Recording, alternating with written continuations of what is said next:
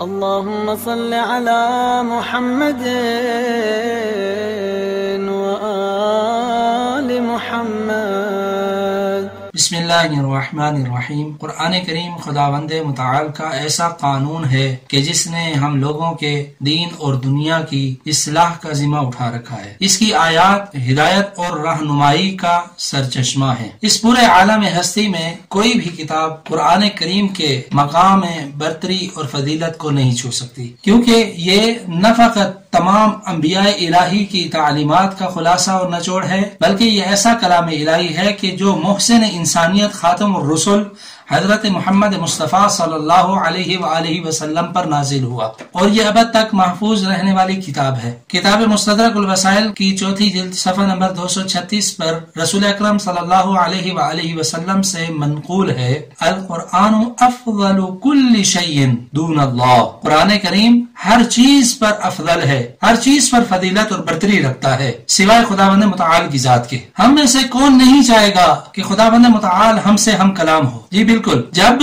ہم نماز پڑھ رہے ہوتے ہیں تو ہم خداوند متعال سے کلام کر رہے ہوتے ہیں، اور جب ہم قرآن کی تلاوت میں مصروف ہوتے ہیں تو خداوند متعال کی ذات ہم سے کلام کر رہی ہوتی ہے۔ اور تلاوت قرآن کے متعلق بہت سی احادیث موجود ہیں، جن میں سے چند ایک کے ذریعے سے قرآن کی تلاوت کے فضائل کو بیان کرنا چاہوں گا۔ رسول اکرم صلی اللہ علیہ وآلہ وسلم فرماتے ہیں، علیک بقراءۃ القرآن، کہ تم پر قراءت قرآن، تلاوت قرآن لازم ہے، فإن قراءته کفارۃ للذنوب، کہ یہ قرآن کریم کی تلاوت گناہوں کا کفارہ ہے، وستر فی النار، اور جہنم کی آگ میں یہ پردہ ہے قرآن کی تلاوت، وَأَمَانٌ مِّنَ الْعَذَابِ، اور عذاب سے امان کا موجب بنتی ہے یہ تلاوت قرآن۔ ایک اور حدیث میں ارشاد فرماتے ہیں، یا بنی لا تغفل عن قراءة القرآن فإن القرآن یحیی القلب، اے میرے بیٹے قرآن کی تلاوت میں کبھی غافل نہ ہونا، کیونکہ یہ قرآن دلوں کو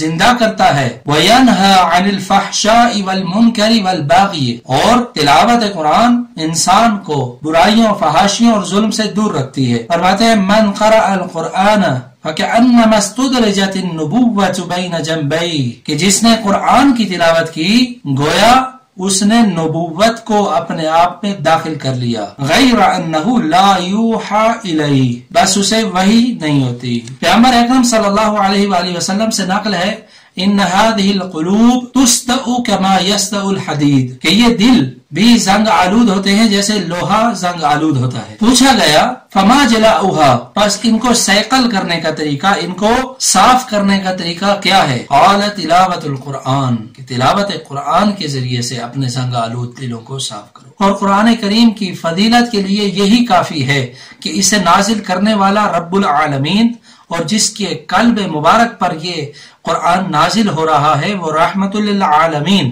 اور اسے لے کر آنے والا مرسل وحی روح الامین ہے۔ اور اس مبارک کتاب کو نازل کرنے کے لیے جس مبارک گھڑی کا اہتمام کیا ہے، جس مبارک گھڑی کا انتخاب کیا ہے خداوند متعال کی ذات نے، وہ سال کے 12 مہینوں میں سے ماہ مبارک رمضان ہے، اور ماہ مبارک رمضان کی تمام راتوں میں سے لیلۃ القدر کی رات کو انتخاب کیا گیا ہے۔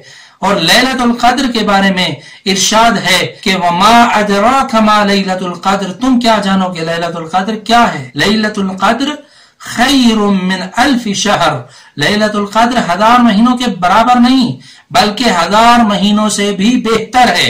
اب کتنی بہتر ہے؟